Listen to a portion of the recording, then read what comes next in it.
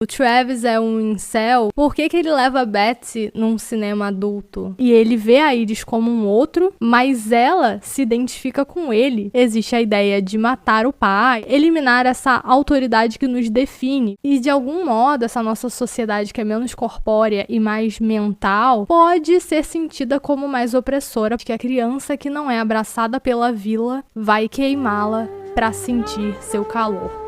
Já existem inúmeras análises e explicações, conteúdos sobre Taxi Driver, e eu sigo me propondo a não ser clichê aqui nesse canal. Então eu diria que o que eu vou trazer aqui é realmente uma explicação de verdade, e eu não tô dizendo que é a interpretação correta ou a melhor interpretação, também não acho que ela vai sobrepor a sua experiência pessoal com o filme, mas eu realmente tentei montar aqui um sistema de análise coeso para deixar tudo bem amarradinho. E eu tô partindo do que os próprios criadores falaram e também de obras que influenciaram direta e indiretamente essa obra. Essa é uma obra muito viva, ela permanece trazendo possibilidades de debate, segue sendo muito atual, e a gente trazer essas nossas reflexões autênticas, pessoais, é legal para se seguir esse movimento. Mas e aí, o Travis é um incel? Ele é uma pessoa essencialmente ruim? Ou ele é um mártir? Um herói lutando contra essa sociedade degenerada, corrupta? E aquelas cenas meio deslocadas, meio estranhas? Por que ele leva a Betsy num cinema adulto? Por que ao invés de só matar os caras maus, ele também tenta assassinar o Palantine?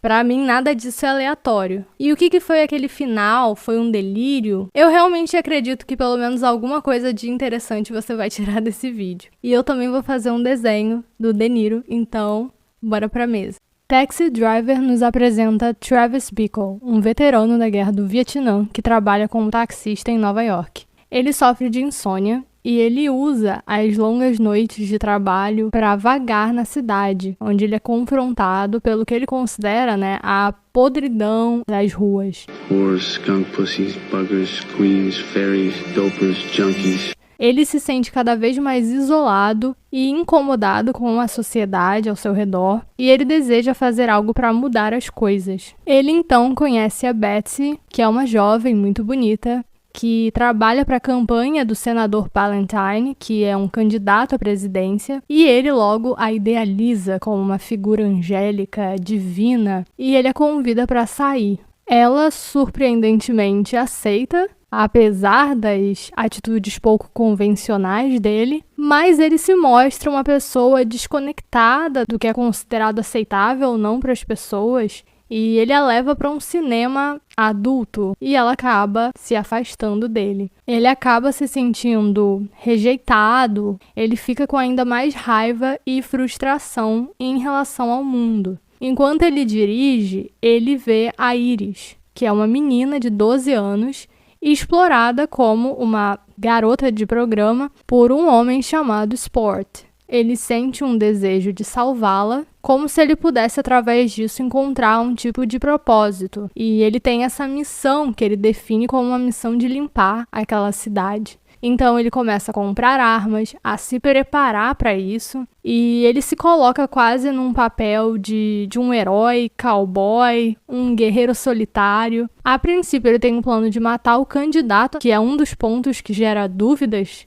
em quem assiste o filme, porque anteriormente ele não demonstra não gostar do candidato, ele nem demonstra um interesse particular em política ou um desgosto por política. Thing about this country that bugs you the most? Well, I don't know. I don't follow political issues that closely, sir. I don't know. E ao falhar essa missão, ele muda o foco para o Sport e os homens que exploram a Iris. E ele acaba, por fim, invadindo o prédio onde ela trabalha, e acontece esse ápice sangrento do filme, onde ele assassina o Sport e outras pessoas ali, ele também é atingido, é baleado, e ele tenta acabar com a própria vida e não consegue, ele fica sem balas, mas por mais improvável que pareça, ele não só sobrevive, mas ele também sai como um herói daquela situação, sem ser punido, e a impressão que a gente tem no final é que ele realmente consegue o que ele queria, ao menos essa parte de se tornar um tipo de herói.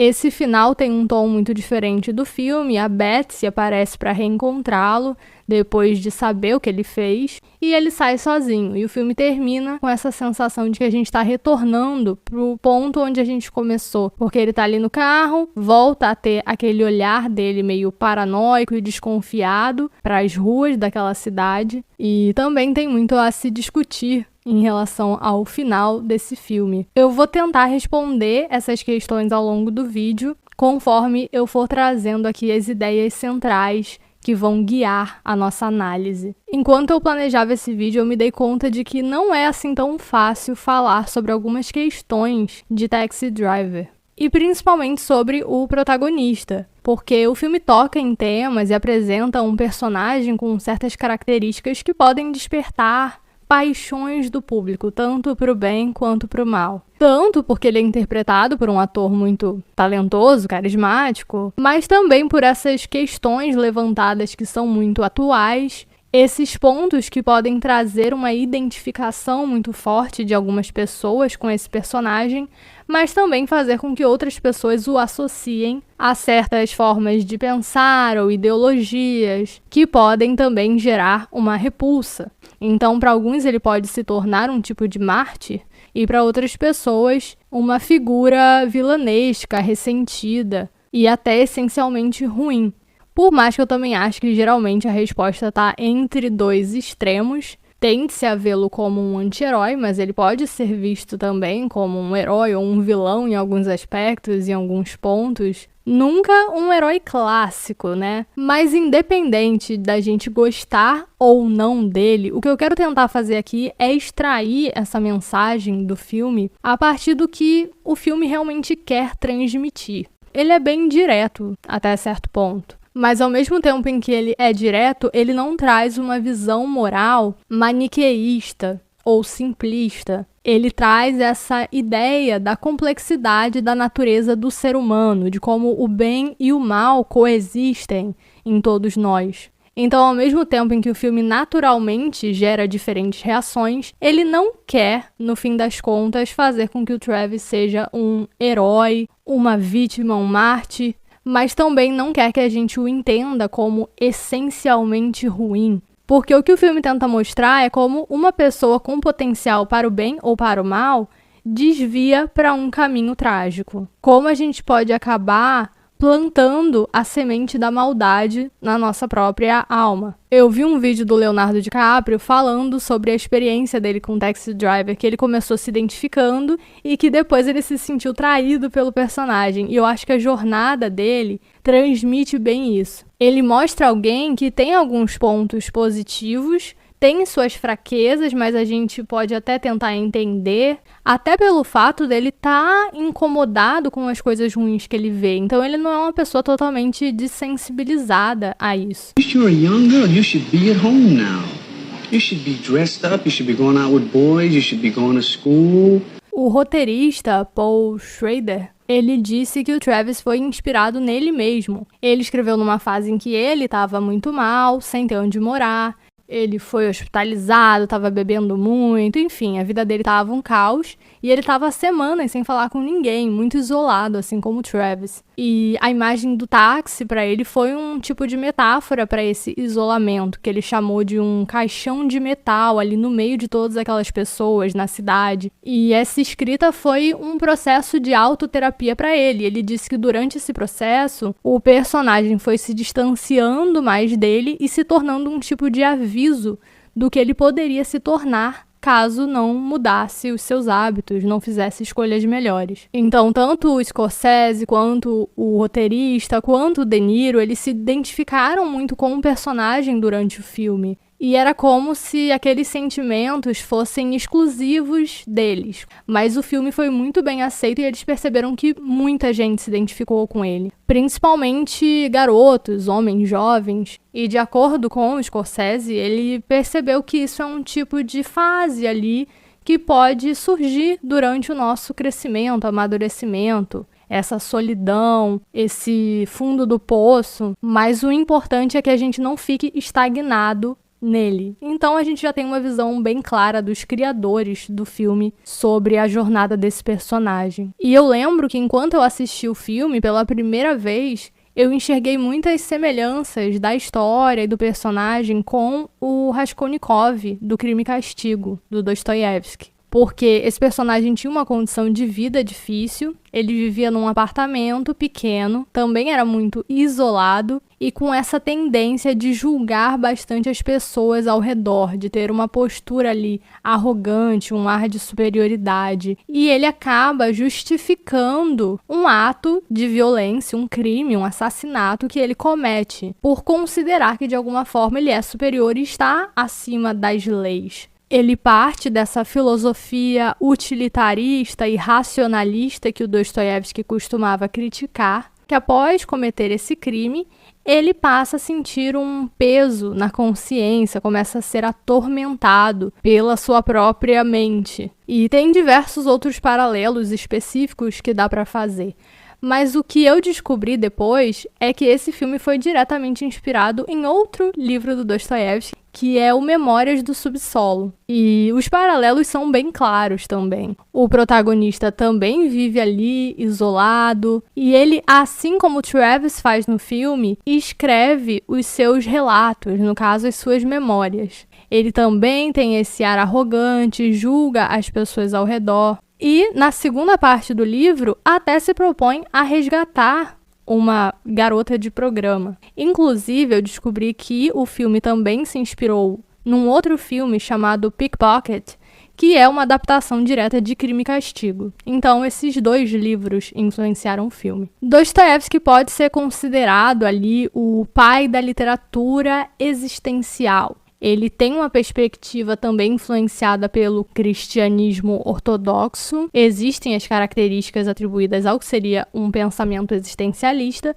mas os pensadores divergem em diferentes pontos. Mas, em geral, o existencialismo parte dessa ideia de que o homem deve reconhecer a sua própria liberdade e assumir a responsabilidade de criar um sentido na sua vida. E, se eu não me engano, foi o roteirista que disse que o Travis era um tipo de reinterpretação do herói existencial, mas no contexto americano, uma versão americana. Não é esse personagem que tem essa passividade, por exemplo, de um personagem como o de Memórias do Subsolo, e essa intelectualidade também. Já o Travis, por outro lado, essa versão americana, seria um pouco mais ligada à ação, até à violência. Americans traditionally love to fight. All real Americans love the sting of battle. Tem uma mentalidade um pouco mais simples, por mais que ele também seja mais introvertido, também se isole. Então ele pode, por um lado, parecer até menos fraco ou perdedor, o que faz com que algumas pessoas possam admirá-lo um pouco mais, né? Ele trabalha bastante, ele é movido a fazer algo, mas isso também é o que o torna muito mais perigoso e mais destrutivo não só ao outro como a si mesmo. Mas o que isso também me informa quanto ao propósito das obras é que em Dostoiévski a gente acaba focando bastante nessa filosofia de responsabilidade moral do indivíduo, do que a gente pode fazer para evitar a corrupção da nossa alma, né? Assim que eu vou me referir a isso. E já em Taxi Driver, por mais que isso exista também, acaba tendo um teor forte de um tipo de aviso para a sociedade sobre pessoas como o Travis, que podem ser alienadas pela maneira como a nossa sociedade tem funcionado, para onde ela tem se encaminhado. E não só como isso pode gerar um sofrimento para essas pessoas, mas também como isso pode se tornar um perigo para a própria sociedade. Ele é uma bomba relógio. Ele acaba não cometendo o ato terrorista, ele acaba matando os homens maus, mas o próprio roteirista afirma que, da próxima vez, não vai ser esse o caso. Quando ele lista ali todo tipo de pessoa que ele repudia, qualquer pessoa dentro dessa lista ou até fora dessa lista poderia ser o próximo alvo. Poderia até ser a Betsy, ou enfim, vai saber. Fica em aberto de uma forma meio sinistra. E alguém se inspirou no Travis, no ataque do Travis no filme, para chamar a atenção da atriz que faz a Iris. E isso é muito particular da nossa época. Não é violência, porque ela sempre existiu, guerra, mas os nossos antepassados costumavam fazer isso mais associada à busca por sobrevivência, conquista de território, mas o tipo de crime mais frio que surge ali num tipo de isolamento, uma coisa mais maquinada e às vezes autodestrutiva, que envolve ali a pessoa tirar a própria vida. É interessante que no contexto do Dostoiévski, lá em 1800 e tanto, já está em voga o que a gente chama de modernidade, com essas características ligadas aos avanços tecnológicos, à criação dos centros urbanos, né, então da cidade, e da maneira como os hábitos e a vida das pessoas mudou radicalmente. As rotinas, a falta ali de rituais que existiam antes. E Taxi Driver traz isso num contexto ainda mais próximo do nosso. Mostra como isso veio se intensificando, os problemas particulares dessas transformações da sociedade no contexto de Nova York nos anos 70. Inclusive, eu falo bastante sobre Nova York, mais os anos 60, mas também 70, no vídeo que eu fiz sobre Velvet Underground. Bom, Taxi Driver é influenciado pelo existencialismo e ele se inspirou em obras também como A Náusea, do Sartre, e O Estrangeiro, do Albert Camus. E me perdoem, vocês vão ter que ter paciência comigo falando esses nomes com a pronúncia francesa. E o existencialismo parte da ideia de que o ser humano é livre, ele tem liberdade até demais, o que traz um terror. Então, a princípio, o ser humano precisa reconhecer essa sua liberdade para que então ele possa tomar uma atitude a partir disso. A maneira como isso é promovido varia, mas, por exemplo, o Camus, ele trata da revolta. Então, ele diz que o ser humano deve se revoltar contra o que ele chama de absurdo. O absurdo é o choque entre a necessidade do ser humano de encontrar um sentido na vida e a realidade essencialmente caótica do universo. Algo que eu já quero pontuar é que um dos problemas da perspectiva do Travis é que ele não parece aceitar a sua liberdade completamente. Ele demonstra um tipo de pensamento mais determinista. There never has been any choice for me. Eu tendo a trazer aqui nos vídeos esses conceitos ligados a arquétipos, a símbolos, e eu trago muito a ideia dos opostos. Então a gente tem a ideia da busca de sentido do homem versus o caos do universo, na ideia do absurdo.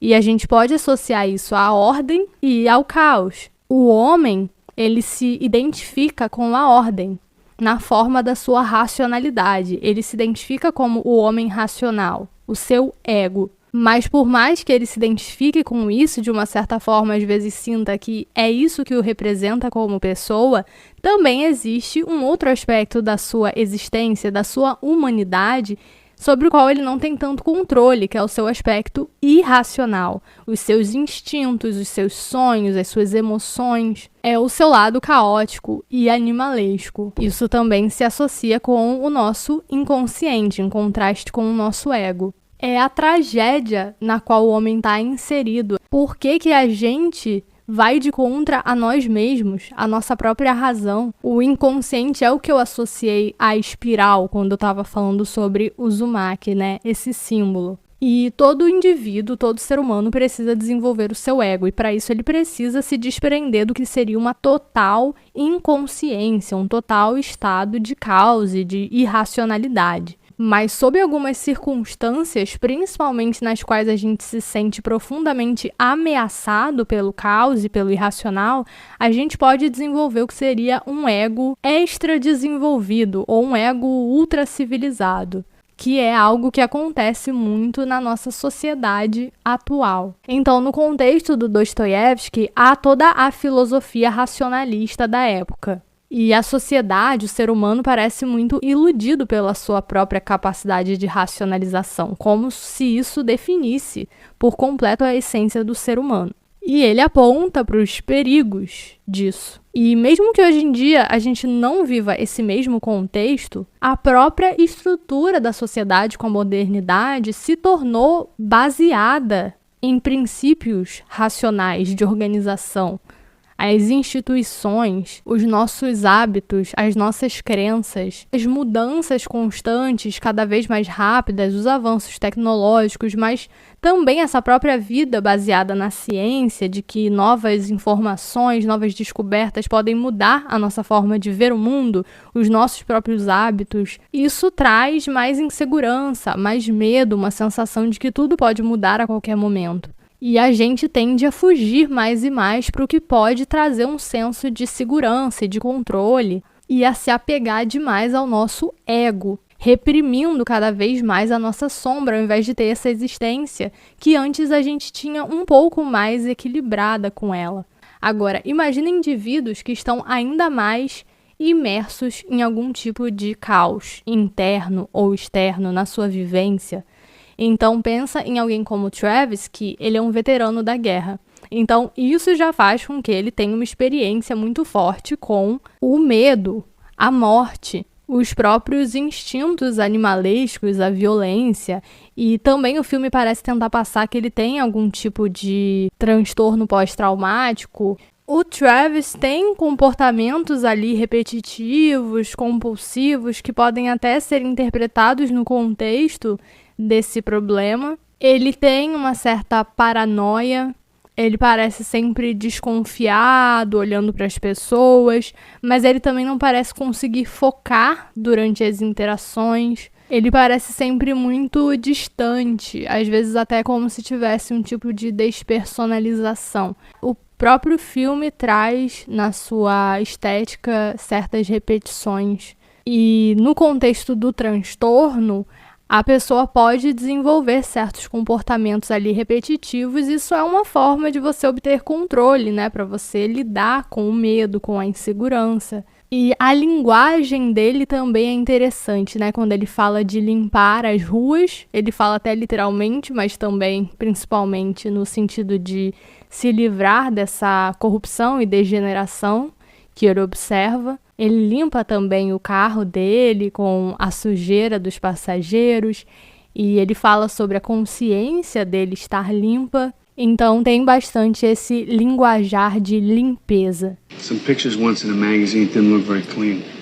E é importante pontuar que esse cowboy solitário tradicional, ele não é desestabilizado emocionalmente, ele na verdade tem uma certa tranquilidade e ele é bem descolado, ele entende a sua posição como alheio ao sistema, ele não está em busca do pertencimento, ele se revoltou genuinamente. Mas isso não acontece com o Travis, na verdade ele está nessa posição, nesse limbo. Mas por mais que tenha o fator guerra, o Travis demonstra que isso é algo que sempre esteve com ele. Então a gente também pode pensar nas tendências naturais dele, na família, sabe-se lá que traumas ele pode ter vivido na infância. A gente não sabe muito sobre o passado do Travis, sobre a família dele, mas uma coisa que a gente vê e que é muito importante, não tem como a gente pensar no personagem sem levar em consideração. Quando, em uma das cartas que ele escreve para a família, a gente vê que ele mente sobre a situação dele. Ele afirma que tem um cargo melhor do que o que ele tem, né? Um cargo bem alto, de bastante prestígio.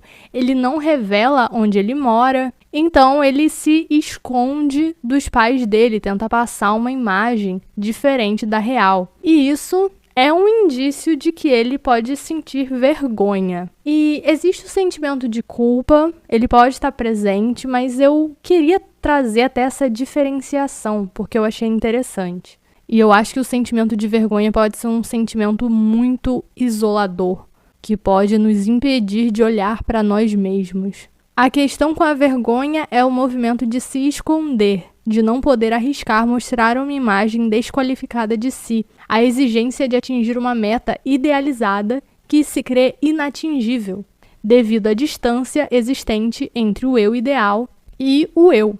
O indivíduo sente que só pode ser amado se a sua imagem estiver próxima desse ideal. Existe uma distância entre o indivíduo e o mundo ao qual ele deseja pertencer. E o próprio Travis, ele parece querer pertencer ao mundo, que ele observa a sociedade educada, por assim dizer, e ele diz que não entende das coisas, eu não entendo de filmes, eu não entendo de política, eu não entendo de música, mas ele quer compartilhar dos gostos, dos assuntos das outras pessoas, ele quer ser, digamos, uma pessoa normal. Mas é como se existisse uma distância muito grande de quem ele é para essa pessoa que supostamente seria aceita nesse meio, que seria vista como uma pessoa normal e ajustada. Então isso pode trazer uma inadequação, não só como a culpa de eu fiz algo de errado, mas de eu sou essencialmente errado. O envergonhado sente que os olhares o trespassam e que todos podem enxergar o que lhe vai por dentro. O sujeito quer ser visto, mas teme ser visto demais.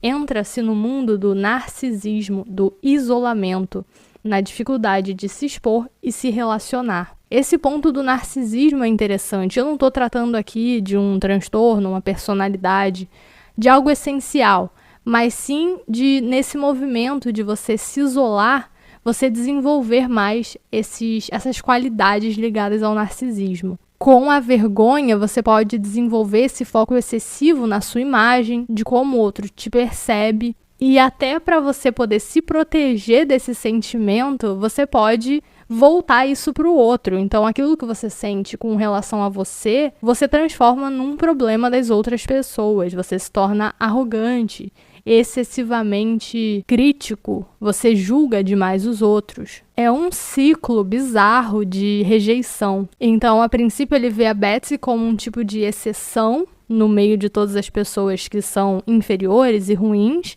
mas quando ela o rejeita, ela se torna como os outros. Uma das características desse ego, desse eu ultracivilizado, é a hiperfixação na máscara, na persona, né? Na imagem que a gente projeta para o outro. Então, essa imagem mentirosa dele como pertencente ao cargo, mas também até essa sua ligação com a farda do exército, esse papel que ele teve como um soldado, e a sua busca por essa imagem, por esse arquétipo de herói, de cowboy, você vê sempre essa ligação até com a estética, com uma performance. You talking to me? Muito mais do que a gente vê uma tentativa dele de olhar realmente para si, de uma forma mais aprofundada. Me lembrou o texto do Espelho, do Machado de Assis, né? Que o homem, ele se vê no espelho com a sua farda, e quando ele tá sem a farda, ele não se reconhece, ele vê uma imagem assustadora, amorfa, ele contempla o caos. Então, mesmo quando o Travis tenta se desenvolver e melhorar, é tudo focado no externo e também para completar esse plano dele. E por ele ser movido à ação, pode dar a impressão de que ele está realmente buscando alguma coisa, indo em direção a enfrentar desafios. Mas no caso dele, o real desafio é realmente esse trabalho de olhar para si. E ele tá, na verdade, num movimento de escapismo, seja através da bebida, dos remédios, mas também até do trabalho. E essa tendência escapista, esses hábitos não saudáveis, isso mostra como ele é muito um homem da sua época, né? Todos nós somos. Ele tá imerso no caos que ele tanto detesta e ele parece até ser atraído a esse caos. Partly truth, partly fiction. Walking contradiction. Ele se encontra numa posição marginalizada e seria muito mais aceito, por exemplo, no contexto que ele rejeita do que no contexto que ele almeja. A sociedade civilizada o rejeita. A Betsy seria para ele um tipo de porta de entrada. Ser aceito por ela seria ser aceito por essa sociedade, pela ordem. E é interessante que ele não consegue olhar para si e o mais próximo que ele costuma chegar disso é projetando a sua experiência no outro. Então ele se projeta ali nas duas mulheres que aparecem na vida dele, tanto na Betsy quanto na Iris. E a gente também pode notar o simbolismo, né, da Betsy representando o seu lado, ligado ao desejo de ordem, e a Iris ligado à sua imersão no caos. Ele, de alguma forma, se identifica com a Betsy, mas é como se ela dissesse, não, nós não somos iguais, ao rejeitá-lo. E ele vê a Iris como um outro, que ele vai salvar, como se ele estivesse numa posição melhor, mas ela se identifica com ele. Ela sempre traz essa aproximação. I don't know who's weirder, you or me. Então, de alguma forma, dá até para entender esse movimento de salvar a Iris como um tipo de movimento de se salvar, de buscar a redenção para si. Ele próprio está afastado dos pais, está vivendo uma vida muito caótica. What makes you so high and mighty? Will you tell me that? Didn't you ever try looking at your own eyeballs in the mirror? Então, em alguns momentos, ele se olha no espelho, ele só não percebe. Nas palavras do Jung, o que você resiste, persiste. Reprima a sua sombra e ela vai, em algum momento, crescer e te dominar. I got some bad ideas in my head. I just O ambiente da Betsy é tão limpo, aquele ambiente da campanha, a gente vê essas conversas dela com um colega de trabalho, eles demonstram essas características mais ligadas a uma flexibilidade, a uma fluidez social, uma comunicação mais leve, né? Até essas cenas são bem mais leves do que quando a gente está focado e na perspectiva do Travis. Já ele é mais duro, mais assertivo. Bom, mas de alguma forma isso desperta o interesse da Betsy. Só que ser levada num cinema adulto foi demais pra ela. E assim, por que ele fez isso? Dá pra gente enxergar pelo lado de que ele é desajustado, ele não entende as regras, é realmente muito desconectado do mundo. Mas também tem uma interpretação possível de que talvez inconscientemente ele saiba que para se conectar com o outro, ele precisa revelar essa sua sombra, ele precisa ser aceito de uma forma integral. Então, o levá-la justamente para um cinema adulto, ligado à sua natureza instintiva e irracional que é tão dominante na vida dele, por mais que ele tente lutar contra ela, pode ser a sua forma de conseguir um tipo de conexão e aceitação verdadeira do outro, que ele não consegue. E uma outra cena interessante de ser analisada é a da tentativa de assassinato ao candidato Palantine. O roteirista afirmou que nessa parte e nos assassinatos finais ali, ele está tentando eliminar essas figuras paternas dessas duas mulheres que ele encontra. Na verdade, dessa mulher e dessa garota.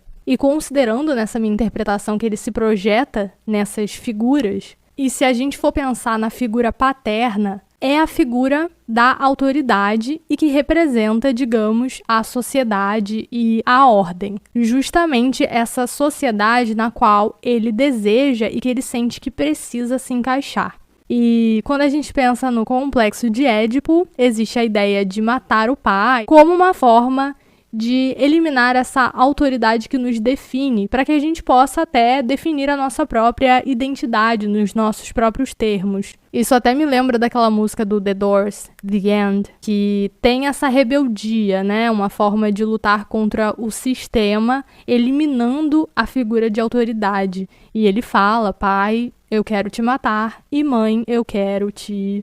Se você conhece a história do Édipo, ele se relaciona com a mãe dele. Palantine representaria, então, essa figura autoritária que nos reprime, que, nesse caso, inclusive, é bem opressora, e nos impede de realizar o nosso próprio potencial. Então, não, ele não entendia nada de política, ele não parecia ter um desdém particular pelos políticos, nem nada do tipo, e a gente pode entender que ele queria chamar a atenção da Betsy por isso, mas a gente também pode interpretar que mesmo sem ele entender conscientemente essa sua necessidade psicológica, que não se realizaria necessariamente matando os bandidos, os homens maus, mas sim eliminando essa autoridade que o oprime, essa necessidade de se encaixar no sistema, para que ele possa olhar para si sem toda essa vergonha, para que ele possa desenvolver a sua própria identidade de uma forma integral e saudável, dessa forma totalmente inadequada e bizarra e violenta, essa pode ter sido uma forma que ele encontrou de resolver esse problema, de através dessa ação literal terrível, simbolicamente acabar com essa estagnação mental. Mas essa é uma tarefa muito difícil.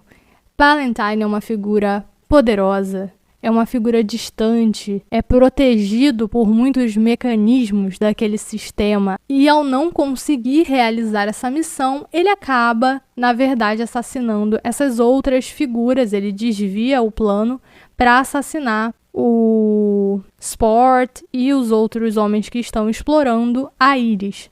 Eu fui uma das pessoas que achou muito estranho o fato dele ter sobrevivido, as cenas finais. Pra mim, eu tive certeza quando eu assisti de que era um delírio. Depois eu mudei minha perspectiva, até pelos próprios criadores dizerem que essa não era a intenção deles, então não era pra ser isso, né? Mas a cena de fato traz essa sensação, e se a gente pensar nos fatos, eles são pouco realistas, pouco prováveis. Mas é uma das ironias que o filme acaba passando e transmitindo. Mas eu também acho que nessa perspectiva que eu encontrei, tudo fica bem amarradinho, então isso faz sentido. Tem muitas discussões de pessoas que discordam politicamente sobre, por exemplo, a questão do quão ruim é a justiça com as próprias mãos, se foi de fato bom ou não ele ter matado esses homens e até o assaltante daquela loja. E eu não quero trazer esse debate dessa mesma forma, por mais que seja possível também. Por um lado, na visão do Camus, o Travis seria a figura de um homem revoltado, que se revolta contra o absurdo, o que é bom.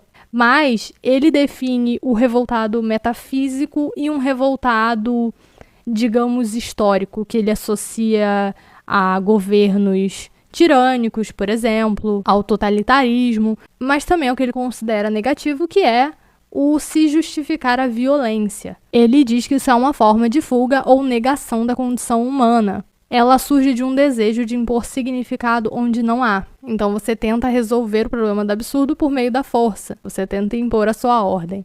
O que é um homem revoltado? Um homem que diz não. Mas, se ele recusa, não renuncia. É também um homem que diz sim desde o seu primeiro movimento. Here is a man who would not take it anymore. Here is someone who stood up. Isso também me faz pensar num trecho muito famoso das Notas do Subsolo, do Dostoiévski, quando ele fala sobre como o homem, mesmo no contexto que mais tenta organizar e controlar a natureza humana por meio da racionalidade e da ordem, ele vai encontrar uma forma de se revoltar contra aquilo, para se impor como um ser humano, para dizer eu sou um ser humano, eu não sou uma parte de uma máquina. Ele diz, o homem deseja a todo custo conservar os seus quiméricos sonhos, a sua rasteira sandice, só com o fim de afirmar a si próprio, como se fosse muito necessário, que os homens são homens e não pianos, que obedecem às leis da natureza. Para o Camus também, o suicídio é uma possível resposta que surge ao absurdo, mas para ele não seria a resposta mais adequada, porque é um tipo de fuga. Então, Travis tenta se matar, talvez até como uma forma de fuga das próprias consequências daquele ato, mas ele não tem mais balas, e aí ele vai fazer aquele gesto da arminha na cabeça. Isso até pela minha leitura, por exemplo, de Dorian Gray e das análises que eu tinha feito sobre o duplo, eu pesquisei sobre isso. Então, esse eu que reprime a sua sombra pode se fragmentar. E essa imagem do duplo presente na literatura pode representar isso, então essa separação dos dois lados do indivíduo. E se a gente pensa no Palantine como representando a ordem e o Sport como representando o caos, é como o Dorian Gray e o retrato dele, né? Ele faz um pacto com um retrato, ele fica mais jovem, mais bonito, mais perfeito, e o retrato envelhece, fica feio. Ele se mantém como essa representação da ordem que ele deseja, e o caos fica no quadro. Mas a partir do momento que um desses morre, os dois morrem. O indivíduo em si morre. Então, quando Dorian Gray ele destrói o seu retrato, é o momento em que ele morre no livro, no final do livro. E quando não é uma morte literal, né, esse livro ele é mais fantasioso. Pode ser uma morte simbólica, que para mim é o que acontece com o Travis. É como se, a partir daquele momento, ele tivesse num caminho sem volta. Ele perdeu toda a chance de redenção que ele poderia ter. Ele está preso nesse ciclo interminável. Os próprios criadores indicaram essa interpretação desse ciclo, como se ele tivesse voltado do início e na próxima vez as consequências serão mais trágicas. E tem mais uma forma que eu achei de reforçar essa minha interpretação.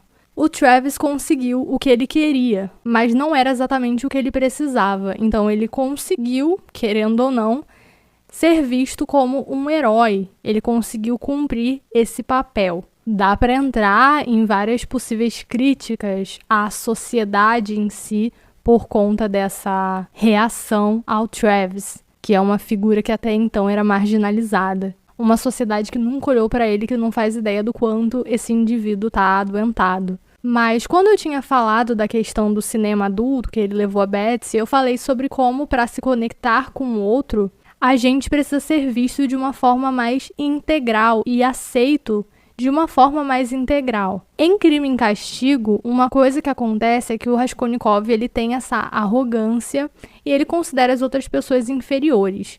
Isso isola muito o ser humano, porque ele precisa ter até certo ponto essa sua autoimagem validada pelo outro. E quando você se vê como superior, provavelmente os outros não vão concordar com isso. Isso vai ficar restrito a você. E mesmo se concordarem, por você não valorizar essa perspectiva do outro, isso também não vai te suprir psicologicamente. Você sempre vai continuar desconectado. Então, Raskolnikov comete esse crime, e ele se considera ali acima das leis, mas ele precisa esconder isso de todo mundo. Mas parte dele parece querer que os outros saibam disso, porque ele está cada vez mais isolado e sofrendo, mas ele também morre de medo. O livro acaba tendo um final voltado para um tipo de redenção, na qual ele acaba optando por enfrentar a punição pelo seu crime.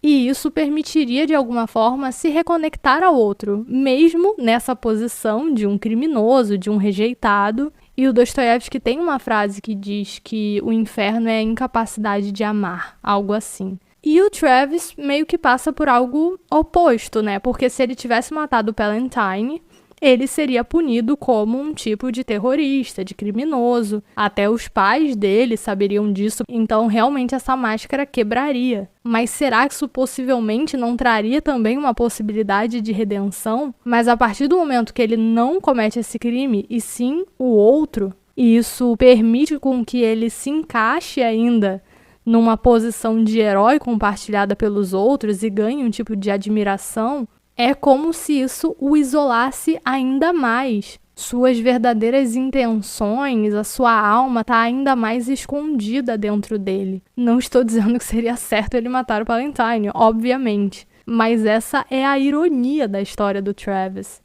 É por isso que é engraçado muitas pessoas só entenderem sua jornada como heróica, ok, ele matou os homens maus.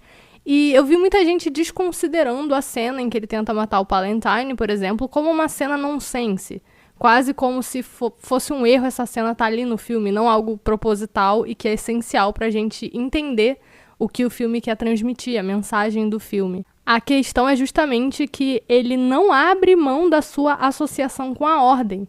Ele quer se libertar, mas ele não se permite fazer isso. Então ele projeta esse ressentimento que ele tem pelo sistema nas pessoas que não se encaixam no sistema, porque isso se adequa à autoimagem que ele tem de si. Ok, eu sou uma pessoa boa, eu sou uma pessoa que está lutando contra o mal. Mas ele projeta isso tanto em pessoas más, como as que ele matou, quanto em outras pessoas que estão ali na marginalidade, mas que não necessariamente são ruins. Muitas pessoas se sentem sozinhas, desconectadas, assim como esse personagem. No budismo se fala sobre as duas flechas. A primeira representa o sofrimento inevitável e a segunda representa o sofrimento que a gente mesmo escolhe causar na gente. Então a gente pode sofrer um tipo de trauma, a gente pode ser afetado por algo inevitável na vida, mas a partir disso a gente tem uma escolha. Principalmente quando a gente está consciente, quando a gente está atento a nós mesmos. A gente pode sofrer ainda mais, se culpando, se martirizando, criando uma narrativa desfavorável que torne aquilo uma tragédia ainda maior. Por exemplo, ser rejeitado e decidir que aquilo significa que nós não somos dignos de ser amados, que a gente nunca vai conseguir ninguém na nossa vida. E Taxi Driver nos faz refletir sobre essas duas flechas. Travis nasceu sozinho, mas ele se isolou ainda mais. O filme nos convida a considerar essa responsabilidade. E também tem um ditado africano que diz que a criança que não é abraçada pela vila vai queimá-la para sentir seu calor. E esse também é um aviso do filme. para a sociedade como um todo. E ok, incel ou não, eu acho que o mais importante é que a gente tende a simplificar demais essas discussões. Tanto quem está imerso nesses meios pode cair nessa armadilha da segunda flecha, de se vitimizar, de se prender numa situação que pode ser difícil, pode ser que realmente seja quase impossível para alguém sair dessa situação. Mas isso não elimina a responsabilidade moral do indivíduo. Ao menos não de acordo com esse filme. De acordo com Dostoiévski, de acordo com Camus, o Travis tem certas características muito masculinas que tendem a ser mais presentes no homem. Muitos jovens acabam se identificando com esse personagem e muitas vezes isso está ligado a uma tendência maior à ação. Então, sentimentos também como a raiva, uma certa agressividade que é natural, que não é essencialmente ruim, só depende de como ela está sendo trabalhada e se ela está sendo integrada de uma forma saudável ao indivíduo, de uma forma que também se encaixa ali na convivência com as outras pessoas. O masculino como um símbolo se associa muito ao ego, que está ligado à ordem.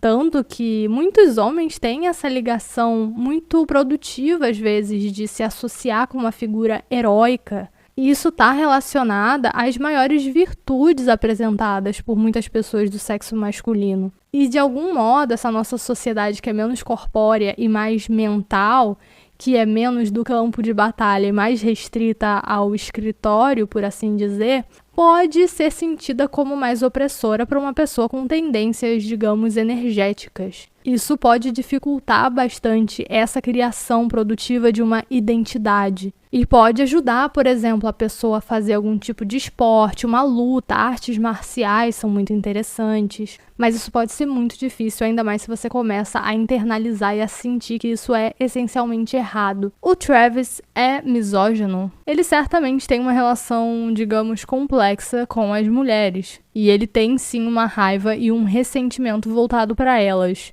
Mas não só para elas, né? Para ele próprio, para o resto das pessoas, para os homens que geralmente são os alvos da violência dele. Às vezes, uma análise puramente social pode limitar um pouco a nossa perspectiva sobre a individualidade de uma circunstância. A Betsy, para o Travis, se liga a essa autoridade com a qual ele tem essa relação complexa. Ele acaba depositando nas mãos dela e de outras possíveis parceiras um poder muito grande sobre o sentimento que ele tem sobre o próprio valor. Então vai além de se interpretar essa situação apenas como um tipo de repetição de um padrão cultural de desvalorização desse grupo.